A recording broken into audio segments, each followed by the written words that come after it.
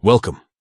In this video, we're going to walk you through the simple steps to send an instant photo on Facebook using the Messenger feature.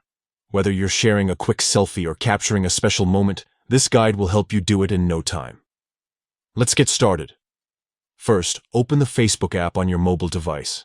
Once the app is open, look at the top right corner of your screen and tap on the Messenger icon. It's the speech bubble symbol that takes you directly to your conversations. Next, select the conversation where you want to send your photo.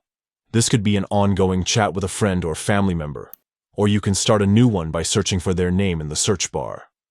Now look for the camera icon located next to the text box at the bottom of your screen. Tap on this camera icon to activate your device's camera. You're now ready to take a photo. Position your camera, make sure everything looks good, and snap your picture by tapping the capture button in the center of your screen. If you're happy with the photo, you're just one step away from sharing it. Finally, tap the send button, which looks like a paper plane or arrow, depending on your device. And just like that, your instant photo has been sent. That's all there is to it. Sending a photo on Facebook Messenger is quick and easy, allowing you to share moments instantly with those who matter most.